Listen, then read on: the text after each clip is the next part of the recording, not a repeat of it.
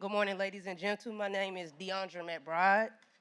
I am a student ambassador at Central Piedmont Community College. And today I will be introducing Ms. Deidre Williams. She leads the corporate citizenship for Train Technology. She leads the company Charitable Investments, which are aimed at inspiring and supporting marginalized communities around the world and gaining access to sustainability, education, and careers. Deidre will also be our moderator today. Then we have Jonathan Ryan Gardner. Right. He is the founding executive director of Guard House with several years of external and internal workforce outreach experience. Jonathan have led engagement initiatives in the tech industry and government sector. Sorry, kind of nervous. Then we have Mr. John Martin. He is the CEO and co-founder of the Young Black Leadership Alliance, a nonprofit organization that focuses on developing young black leaders who positively impact the world. Their young leaders boast at 100% high school graduation rate and 96% college graduation rate. We got Brian Hall. He is the global director of talent acquisition, university relations, and early career programs at Honeywell. He joined Honeywell after 23 years of leading early career talent acquisition teams working across multiple industrial manufacturing, technology, and aerospace and defense companies and beginning his career in higher education slash administration. Lastly but not least, we have Sydney Lash, a 2024 graduate of Queen's University of Charlotte in public health and incoming biomedical informatics, PhD student at UNC Chapel Hill. Currently, she is a research intern at the National Institute of Environmental Health Sciences, where she contributes, the puberty of cancer ophthalmology research group. Thank you. I know you're applauding the panel, but I just want to applaud Deandra too for doing a great job. Thank you. Push through your nervousness. Good morning, everybody. I want to extend welcome and thanks on behalf of the panel. We're glad you're here. We're going to level set by assuming that everybody appreciates the importance and the criticality of investing in young people, right? So we don't need to establish that. I think that's well established by now, right? So we've got a lovely and esteemed panel here. I think one of the most important voices on the panel is Sydney, so I'm really glad that she's here to help ground the conversations and provide us the accountability we need to make sure that we're talking in ways that resonate with young people.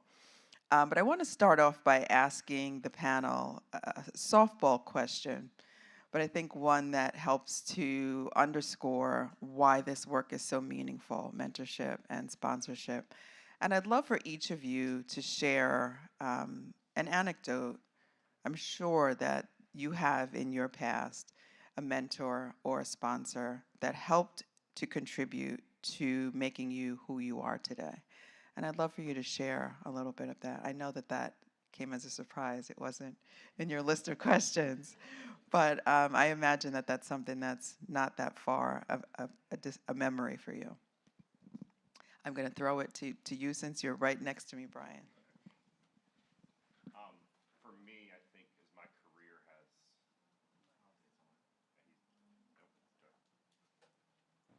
There you go. I didn't turn it off. You told me not to turn it off. It wasn't on to begin with. So, as my career has moved in and out of industries, and again, as I mentioned, as Deandra mentioned, started out in higher education moving into corporate talent acquisition, early career, very different worlds. Higher ed, government moves at I worked for a state institution, moves at a very different pace, as many of you know if you're education based in the room. It was important for me to find that mentor or sponsor, depending upon how we're going to define it and talk about it a little bit today, for validation. Many of our students enter the organizations that we work for or enter those jobs, not even their first job, second, third, fourth job with that, what we sometimes call imposter syndrome. So that sponsor or mentor brings a lot of validation that, hey, you are okay. you don't have to know this. The session just before this in the room, and it was led by a great panel, and I think that experience that's gained on the job complements whatever education they bring. Classroom education, life education, experiential education. And so I think about one particular leader who's become a CHRO of a Fortune 100 and has hired me twice, which is certainly a benefit. But then you find those people who become your board of directors or your own board of influencers. So I think that's important. And as we talk about social capital a little bit today too, how we can continue to be advocates for students to find their ability to cultivate that social capital is important, because not all of them come with it. Many of them don't. And a lot of us work with different populations and groups that are helping to open the doors for them so that they can figure out how to build social capital in their careers. Thanks for that, Brian. John, do you have a specific memory of sponsorship or mentorship?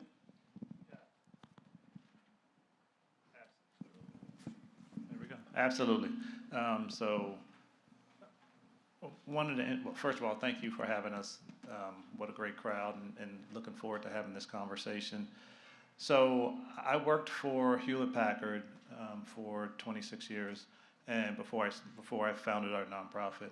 And one of the things that I did, kind of like as soon as I got into the organization, I did two things. One, I immediately found someone that looked like me that could support me and guide me and help me go through. And I think for me, that was just a way to ground myself in this foreign environment. So those of you who know STEM-based, technology-based, I was a computer science double major, and I got into computer science, Hewlett-Packard. I was the only black person on the entire floor. Sometimes I'd go to a conference and be the only black person in the entire conference. So I had to find someone that could ground me and root me in there. So that was one thing. But one of the best advice I got was, don't limit your mentorship to someone who looks like you. So the second thing that I immediately did, I actually ended up finding a lady. Her name was Luann Picard. She was an executive VP, white female. And we started a great relationship. This relationship turned from our mentorship into our sponsorship. She was in rooms I would never, ever be in at any chance. And she brought my name up in those rooms. And that helped me to get to positions and get things in the organization that I never would have dreamed of. So for me, those two, mentorship and sponsorship, was a great opportunity for me at an early age to understand the difference between the two. Thank you for that. Jonathan? Wow. I'll start with, for me, my own personal journey. I never had a mentor. And it's exactly why I started the organization that I started. I think it's sometimes a thought for a lot of us that, okay, you have to go into the room and you need to introduce yourself to certain individuals and have that conversation. For me, I'm a kid from Philly, raised from a single mother. If y'all are familiar with Philly's landscape, trust is a huge thing. And when you're talking about mentors, when you're talking about sponsors, you have to think about the level of trust you have to have with this individual being able to not only guide your career, but ultimately set you up for success in life. And not having a mentor, I don't think impacted me as much until it came time for me to find a job. And finding a job was extremely difficult because I didn't have somebody in rooms to vouch for me. I had a bunch of experience, great experience, but I didn't have the individual that could open up the door for me. And so with creating the organization Guardhouse, we understood that, yes, you can have all the experience in the world, but unless you have proper mentor, proper sponsors, individuals who can vouch for you and go to bat for you and point you in the right direction, a lot of those efforts will go in vain. So right now, I'm currently, as an executive director of my own organization who's helped students, finding mentors that can continue to not only pour into me, but ultimately help with the trajectory. But taking a deeper dive really quick, what I understand about mentoring and sponsoring is that these are the individuals that can hold you accountable. Those individuals should also be your friends. make sure that not only are you looking for individuals that can help open up doors in the room, but it's also making sure that you're finding individuals that are alongside you that can do the very exact same thing as those that are above you. So you went a level deeper, and we're going to come back to that because I want to make sure that we include Sydney. 'Cause I think you made some good points. Thank you for your candor. Sydney? I can shout out Jonathan. I mean, he's amazing. Guardhouse is an amazing organization. I started working with Guardhouse and Jonathan 2 years ago, and I can say that my first job there, she wrote one of my recommendations for my PhD application, and so that plays a huge role. And so not only is Jonathan a mentor for me, but he connects all of his students with additional mentors.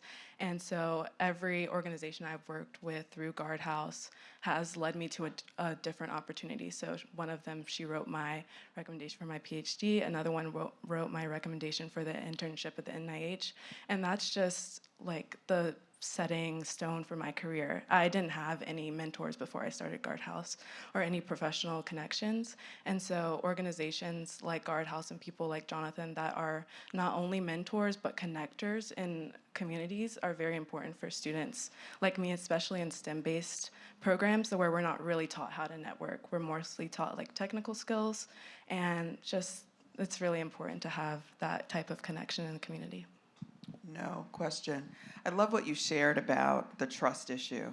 I think more times than not, when we think about students who could benefit from mentorship and sponsorship, we're thinking about those who don't have ready access to those sorts of experiences, people who tend to live in the margins, right? Black and brown people, sometimes women, and trust is a significant issue for them. So I'd love to get into that. But before we do that, we've used both words, mentorship and sponsorship, and I think for the purpose of the conversation, we want to make sure we're understanding how we define them. So can I have you, since you're leading Guardhouse, since you talked about not having a mentor and at some point appreciating how really important it was, how do you define the difference between mentorship and sponsorship? So I would say your mentor is an individual you kind of want to emulate your path after. You've seen what they were able to do, and you want to aspire to reach those same career goals. Sometimes it can be personal. I think that's just your own personal preference. But a lot of times, if we're talking about in this context, it would definitely be in your career. One opportunity that we lead some students through is basically career journey mapping, identifying an individual that is holding the title that you want to hold within 10 years, looking at their LinkedIn profiles. It's taking a couple of steps to see exactly what did they do to get there. And then ultimately probably reaching out to them to see if they would be open to sharing additional insights more than what you can see online. Because we'll always put the great things online. We're not going to put the barriers or hurdles that they have to go through. So having that one-on-one connection comes through in terms of mentoring. As it relates to sponsorships, in my opinion, and y'all might have your own definitions for it, I don't think your sponsor has that level of depth, or they go to a certain extent with you. They're able to understand your career goal, they see the drive that you have, and then they make the connection. They're able to speak in those rooms for you, but it's not always as personal as your mentor. Your mentor, you were probably checking in with, depending on their time, weekly, monthly, maybe quarterly, whereas your sponsor is an individual that knows the work that you're doing, but they don't need to sit down with you every step of the way and has the opportunity to just make sure that the work that you're doing is being amplified. I will say, though I didn't have mentors, when starting this organization, I had a lot of sponsors, and I think that's what really helped us in our trajectory. Interesting. Okay, and I'm sure that there are people who have different opinions. There's a lot of nuance here, right? John, do you have a different opinion or something to add to that? No, I think you nailed it. For me, the mentor is somebody that you go to, you ask for advice. That person is going to be with you, as Jonathan mentioned, and is going to be there for you. Is going to tell you when you should have went left, or at least ask you some questions and guide you. So that's what your mentor is for. It's the person that's going to be there for you all the time. Your sponsor is the person that's going to be in the room where you're not. That person is typically a higher level person that's an executive somewhere that can open a door If they're sitting in a meeting and someone says they're talking about an opportunity, they'll say, hey, what about Jonathan? Have you thought about him? That's the difference between your sponsor. That person knows where the doors are and how to get the doors open, and then they can insert your name into that spot. Now, the sponsor is taking a much more riskier task than your mentor, because your mentor is going to be there for you. Your sponsor is putting their name on the line for you. So if you get in and you mess up, that sponsor is now going to take a hit. So the sponsor does need to know who you are. They need to know what you do, what you're capable of, and they need to be comfortable with you with that. So it becomes challenging, and this is another level down. It becomes challenging for African Americans, women to sponsor other people, because they know that their opportunities are only one time. You have one time to mess up, even if you're an executive. So it makes it difficult for a black executive per se at the top to sponsor another black young person, because if that person doesn't do exactly what they're supposed to do for whatever reason that is, then there gets to be a concern there. So I've seen that at the top. So that's a whole different opportunity, a whole different level to speak about as well. But goes to your point, I think kind of underscores why it's important not to limit your prospects to just people who look like you. I think we're all inclined to seek our comfort, so we're looking for the us's in the room, but that limits your options significantly. And there's not a lot at the top, right? That's so if you think my about point. diversity in companies, typically the diversity tends to be at the bottom of the company. It becomes less diverse the higher you get. If you're looking for executives at the top, there's not a lot of diverse executives at the top, and then they tend to get pummeled with a lot of people. Sure. Because there's a lot at the bottom. So that's the other thing. Your numbers just doesn't work in your favor in that respect as well. Yeah, just a practical reality. Can I take a quick poll? I'm curious to know in the room how many of you are with nonprofit organizations that support young folks, career development, and corporate. And then are there public sector folks as well? Government. Okay, good mix. One of the things that I think we sometimes overlook when we're talking to young people, giving them counsel, is what this relationship should look like on their side, right? There's an obligation or a set of obligations that they have in, first of all, finding the right mentor or sponsor, but also in terms of managing the relationship and making sure that they show up in ways that merit that commitment. So I'd love to have you all speak to that in whatever way you'd like as it relates to the experiences you're having. Brian, do you have perspective on that? Yeah, I think in our organization,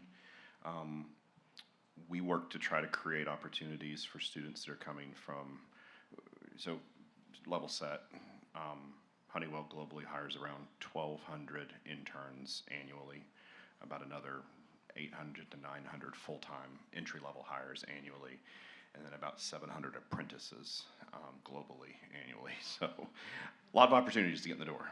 How do you get noticed? How do you come in and assimilate? How do you stand out? And so I think from a standpoint of our obligation in the organization is to find both managers, mentors, buddies. There's almost a tiered structure within our organization. So if you take an intern in that traditional sense, they're with us usually 3 months, and that's kind of the standard. It does vary a little bit outside the U.S. But try to set up a structure for them so they know where to go with questions, and then try to define those clear roles of what a mentor means and what a mentor does, what your manager does, and try to set them up for success, because they come into a 99,000 person organization and it's very likely overwhelming, even if they go to a large campus, even if they go to especially if they go to a small campus, and even more impacted if they're a first generation student. And so try to help them understand where those swim lanes lie. And then if we're working more specifically in This is one of the reasons I think Elizabeth asked me to be part of this conversation with our HBCU partners. We put on, and we can go down the path if we want, or I certainly can talk outside of this session.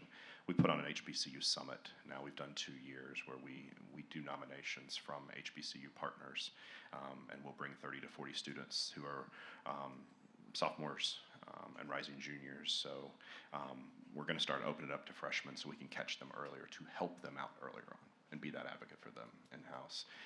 And it's a leadership summit. So it's not only helping them network and kind of learn, it's helping them practice. So. Great, great. I'm sure those are meaningful interactions. Jonathan, this is your work. This is your sweet spot, right? And so what counsel are you giving young people to help them show up in those relationships that represents them well, helps them build their brand, and helps them get what they need out of those relationships? So I would say first, during orientation of each cohort we bring in, it is a focus that we drill down on how to build those relationships, maintain those relationships, especially email communication within the relationships. But though this wasn't your question, we put a lot of effort into the mentors first. I think we focus a lot on making sure that the student is best prepared, but the reality is the individual that is coming into somebody's life has to be just as equally prepared to serve. And so for us, our mentors go through a training session, and we do our own feedback opportunities to understand if the mentor is being effective. Through our weekly coaching sessions, we're understanding what level of conversations they're having with the mentor, because a lot of people sign up to do good work, but are they doing good work? Right. So though we assist the students with understanding what it means to be showing up in those spaces, we do just as much, if not more, with the mentors prior to actually placing them with the student. Mm-hmm. Critical. And I think everybody kind of thinks just naturally they can be a mentor, but there's really a process. There's really a level of commitment to make sure that you're doing it the right way. So I appreciate that. And do you want to add anything to that, Sydney, in terms of what you think is required on the part of the mentee or the sponsored person in terms of making sure that they honor the nature of that commitment? Yeah, I think understanding the dynamic is very important, and that's very difficult. So my first 2 mentors were Black women, and I was very comfortable with them. They are Black women in science, research scientists, and professors that I've met. So when I moved to a corporate space, I didn't really know how to interact with my white manager, who was a white male, and he was very kind, a great man, but I didn't know how to interact with him. So even though he was reaching out to me and trying to be a mentor and a sponsor for me, I didn't know how to basically facilitate that relationship with him. And it ended up working out fine, but I think that's something that I learned through experience, and that's something that like internship programs or even college career centers can talk about with students that aren't really exposed to white men in power and don't know how to relate to this person who is totally different than them. And even though this person is really trying to help you, you don't even know how to receive that. So I think that dynamic is difficult to overcome, and it's something that can be a setback if you don't learn as you go, which is also difficult when you're also learning how to be a worker in a corporate setting and what to wear and how to talk to your coworkers. So it's a lot to take on, and I think having that mindset be put into you as a freshman would be very helpful. That's one of those kind of unspoken truths that I think tends to get glossed over. I see some nodding heads, right? And your perspective on that can really vary depending on your walk in life, right? If you happen to be a white man, it's hard for you to appreciate what Sydney is describing. If you are a Black woman, maybe it's a little bit easier. But it is something that I think, just as you have today, should be called out, because it's one of those tools that we have to put in their tool belt as they're navigating life, right? Because you're going to limit your opportunities, your pathways, if you're only seeking spaces where you feel comfortable, and that comfort being defined by likeness, right? So really important point. I appreciate you bringing that up. So every generation, has its, its brand. the baby boomers and on Generation X, that everybody wants to kind of define their characteristics and their nature. And obviously, in order to support this generation of future professionals, we need to kind of understand who they are, what's shaping them, what characteristics they're bringing to the workforce. So, with that in mind, talk a little bit about, and I'm going to look at you, Brian, talk a little bit about what you're seeing in this generation and how mentorship and sponsorship is positioned to support those specific dynamics. Sure. I have a TA colleague, or talent acquisition colleague, one of my team leaders in the group, and we joke sometimes that college students today, and we're recruiting, when we're talking about bachelor's degree students, primarily engineering backgrounds, technical, IT, and business backgrounds, they're very agile. We joke that they're track stars because they can certainly learn very quickly how to clear hurdles. There's a lot of hurdles in their way. And we don't make it any easier in industry with the roller coasterness of our economic models that we're working in. If we're publicly traded, then you're at the mercy of a Wall Street message 4 times a year. And so, I think there's a lack of trust sometimes for students. Is the company going to commit to me? Are they going to be there? We've seen a significant uptick in reneges or recensions of students. The data this last year showed between engineering and technology students, one particular survey, 40% of students surveyed, this is about 4,000 students, so it's not a super small sample size, it's decent. 40% of students, after they accepted a job offer at some point during the fall semester, would keep shopping for another internship. And if you've worked in higher ed, you're like, especially if you worked in career services. If you've worked in talent acquisition or early career recruiting, you're like, uh-oh. And so trying to help them navigate that, build that trust with them when they haven't even arrived at your offices or your locations yet is important. I think the availability of roles. We hear different stats that jobs are being created, but what are those jobs being created? And if you're talking about specific students at a bachelor's or even a master's level, or even coming out at an associate's level, those jobs aren't as easily available. So the availability of roles is harder. It's harder to find a job even with all the technology advancements we have today. And I think the final thing I'll mention, Deidre, is students' ability to understand your organizations and roles, and I'll use the term political, but the political implications of what happens in your organization. So there's office politics in every company. And so how do they get in and navigate that when they don't even really know that much about the organization? Because there's no blueprint or roadmap out there on the Google machine to help understand how to get into an organization and navigate. So I think that comes all the way back to why a mentor, a sponsor, an advocate is so important to help them figure out where they put their energy. Because college students are tired. And I think those that can reflect back to your time in school, you were tired, but they're really tired today. The pressures are immense. So, and they are track stars for sure. Agreed. Jonathan, what's your perspective? No, I literally started thinking about April is around the time where y'all are starting to get offer letters, whether if it's in your program or for a graduate level program or PhD level program or your first job. And that is so nerve-wracking.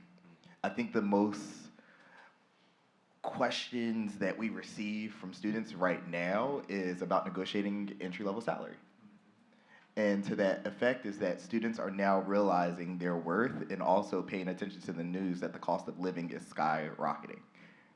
And so that being said, we're having to adjust sometimes when we've identified an opportunity for a student, we lined them up for an interview, they have the conversation, and then they're presented with a salary that necessarily will not cover their life, especially fresh out of college.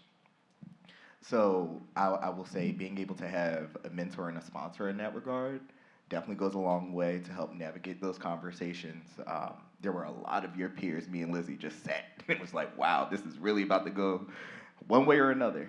But it ultimately always works out because at the end of the day, you do recenter that student. And in this aspect, we're serving as the mentor of what is your why. I think a lot of times is that we can get lost in a lot of the things But if you do recenter yourself in exactly what is your goal and how can you then make a path to get there, sometimes it is shopping around after you've accepted a role. I think that's the reality. I mean, we all have jobs here that sometimes, you're open to work on LinkedIn. But you necessarily you necessarily have to be mindful of, one, is the opportunity going to be able to serve you right now in this moment, and how so? Like, don't turn your nose up to every opportunity or any opportunity, because I started in a call center, and that call center honestly gave me the foundation for how I lead today. So I will say that. So I just want to interject, but I absolutely want to hear from you, John. I have two daughters. One's 31, one's 26. The 26-year-old is a chemical engineering grad. She's decided she doesn't love that anymore. She wants a job that fuels her passion. And so we've had long conversations about whether that's an employer's responsibility to satisfy your passion in life, but it raises the question, and I don't mean to generalize about this generation, but about expectations, right? Their expectations of an employment agreement and what they should be looking for in that relationship. So with that, John, just interested in what you're seeing in this generation and how that informs the way we approach sponsorship and mentorship. That's your point about your daughter is perfectly spot on. And I'm going to say this is probably going to shock everybody in the room, but we're at a point where we as employers are wholly unprepared for this next generation of young people that are coming through. This is probably the biggest change between the differences of the generations in the workforce in the entire history of human life. And I don't say that lightly. I mean, it's funny, but I don't say that lightly because several, and not everybody in the room is my age, but several people that are my age or even around that approximate age, when we went into the workforce, our parents basically told us, go in, get a job, get a good job, get some benefits, keep moving, keep your head down, and you will continue on in the organization. That happened to their parents and their parents. So that was the contract that was basically put out there. That contract is no longer relevant, void. It's our young people are like, they want to come in, they have ideas of expectations of being happy. Like, when we came to work, nobody cared if you were happy or not. I'm gonna listen, get over there and get in that corner and get some work done. You're happy is your check that you get every other week. That's not what's happening now, right? My daughter, who's a speech pathologist, works 4 days a week. She gets Friday off. She gets a whole full-time salary. And another company was trying to get her to work, for more money. She's like, well, I don't have to work on Fridays. It's like, that wasn't even an option before. Working at home was not a thing before. So the problem that we have right now is the people who are writing the checks are from the older generation. We have expectations. We expect you to show up on work at this time, leave at that time, answer this email within 2 minutes, do this because I said so. And then the expectation on the other side is like, I want to come to work when I want to come to work, wearing what I want to wear. I want to be happy. I want to be able to be flexible. I want to do this. One of our young people works from home, decided that she was going to go to Peru for a month and work from home in Peru. I'll never have to go in the office. Why can't I be wherever I want to be? Her company was like, you can't be in Peru. And she's like, why? No good reason. But that's why. So the differences between where we are today and the expectation side is amazing. It's a gulf. It's not going to ever come together. The best bet that we could do is put a mentor in the middle of this and say, okay, let's at least have some conversations to help you get your expectations and then help you understand what the other people on the other side are thinking about. That's the best I got for you. I love it. And it's not, I don't know if it's that unpopular. I feel the same way, John. I often tell young people that this is a trade, right? When you go to work, it's a trade. You provide value, they provide you a paycheck and benefits. And we've heaped on all of these other expectations, these glamorous expectations of work, but it sets us up for some disappointment, I think. I was watching your face, Sydney, as this conversation was evolving. So as the expert on the panel, what is your perspective of this generation? I think we're like exposed to a lot of things, so we see what other people are getting, and we are like, why can't I get that? Even though I have no experience and like just got my degree yesterday, but why can't I also get snacks in the office and lunch every day and go home at 3 p.m.? So I think it's a good thing. My first internship was with a wellness consultant, and it does have benefits for the company to give your workers what they want. I also think that we grew up, like my dad is a baby boomer, and I saw him with his contract that he had with his job where he would come home and also still be working and then go to work and work all day and travel and miss time with his family. I don't think like we want to continue doing that. It's not a great thing to see growing up, see your parents really struggle to provide when you know it can be easier. On TikTok, we see, oh, this person is a digital nomad and they're in Bali for 3 months. Why did my dad have to work 60 hours a week to give me the lifestyle that I wanted? So I think there's benefits for everyone when we want to advocate for change. It's not just for our generation. Every generation is going to benefit from it. And it doesn't have to be so extreme. It can meet in the middle, but I believe that it's a positive change. Yeah. To Go. add to that, I think the downside of telling our children that they can be whatever they want to be, whenever they want to be, do what your passion tells you to do. We told them that as kids, and we gave them those examples. Hey, do that. What we see now is the fruit of that. That's right. It is, right? So the young people that I work with, their expectation back to me when they it's like, Mr. Martin, I want to make X, Y, and everybody wants to make 100,000. Like coming out, you can be a business major or you can be an engineer. They all think 100,000 is the number. 75 is not acceptable at all in their realm of thinking. So as an employer, when you have employees that have been working for you for 10 years, they make $76,000, and you bring a young person in who just graduated, has zero experience, and they're talking about they want to make $80,000 as an employer. Now you're like, okay, what do I do with this equation? That's where all this thing falls apart, right? Because the expectations of the young people who, again, want the freedom, want to work 4 days a week, and want $80,000 when you got this other person that's been with you forever. Now what do you do? So that's where we fall into this crazy equation. Hopefully somewhere in the midst of all this, we'll get back to a conversation about mentoring and sponsorship, but there you go. I'm going to hand it back. I'm done. John said we are not prepared for the next generation. Say it louder for the people in the back, because we aren't. We are not. And we could go far down this rabbit hole, right? Thinking about what this does to stability of economies and things like that, because I think one of the dynamics, too, with this generation is that they don't have a level of, sorry to generalize, loyalty, right? It's kind of the me, fi, me philosophy.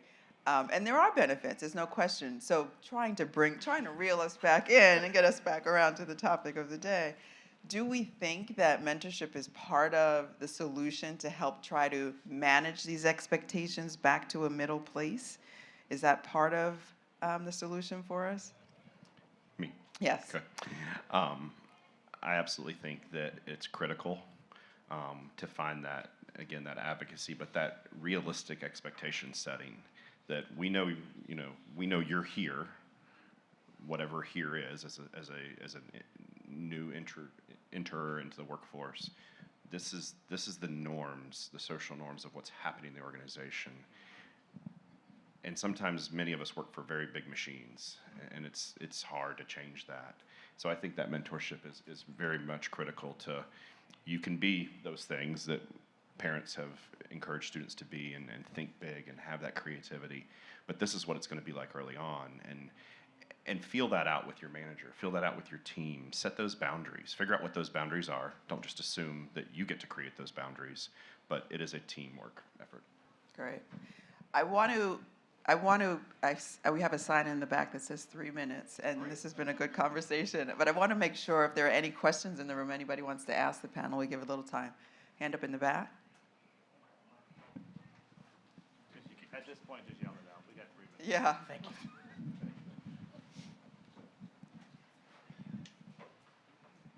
Hello, my name's Veronica. Thank you all for your time. One of my questions when you're talking about mentorship and sponsorship, what would you recommend in terms of capacity? You know, how do you ensure that mentorship or sponsorship is accessible and, you know, for everyone that you has a touch point, and that not only are they getting not only do they have access to it, but the quality of the mentorship and sponsorship? Or do you try to guide them into navigating that? If you could give some insight to that. I think for us, that's why the training portion for mentoring is so important. One, for our mentors, we require an hour a month to meet with them. It used to be a lot more frequent, as one of our mentors are currently or past mentors is currently in the room. But now we do just require an hour a month, but we do see that that hour sometimes increases as the relationship continues to go on. In terms of capacity, that's where also that training comes into extreme importance, because they have to understand exactly what is the requirements of dealing with the student that they're signing up for. So I will say, if you take anything away from what I said today, train your mentors more than you train the students to be mentored, because an effective mentor will be able to guide that student, listen to that student, and provide support along the way and understand the capacity. Well put. Yes. Oh, I'm sorry, there's a question over here. Yes. Good morning. When it comes to your mentors, to kind of what Sydney was saying, when they can look on TikTok and see a person, you know, no experience, have these type of opportunities and things like that, are your mentors, are you teaching them to actually break down what's real and what's just social media? Because I think that's the driving wedge between this generation and people who've been working all their lives to try to provide. So do you guys make sure that your mentors are teaching them what's real and what's not? Because I think that's what this generation really thrives off, because everything you see on social media, you know, is not real. People put out what they want you to see, and that's not reality. So I will say that onus necessarily is not 100% on our mentors. We have an associate director of career readiness that actually meets weekly with the students to go over their career plans. That individual, her name is Lizzie Randolph, she is the one that sets the expectations with them to help them understand exactly what is obtainable right now, fresh out of college, so that way when they're with their mentor, the time is best spent on attacking that plan instead of having to level set of what reality is over the 10 weeks they're with them. Thanks, Jonathan. One more question. Yes. Yes, this isn't a question, but I just wanted to piggyback off of the previous question about the generational differences with employers and our current applicants, which is the younger generation. So yes, it is important to start with mentorship that gears the applicants to prepare themselves for incoming into the workforce. But also, I think that it's important for the employer to have change agents within the organization to prepare themselves for our future leaders.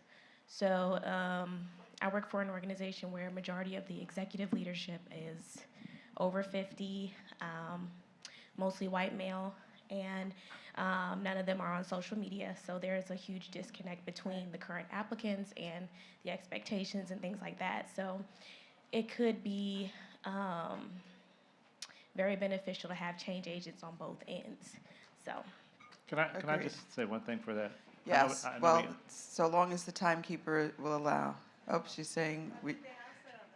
Okay. So what I would say is we're here together, and I apologize for cutting anybody off. It's a robust conversation. It's a difficult space to navigate. There's lots of nuance here. Clearly, there's a lot we need to do to make sure that we are supporting the next generation of young professionals. Great to see so many people in the room paying attention and engaged and committed to this space. Thank you so much to the panel, and thank you all for being here.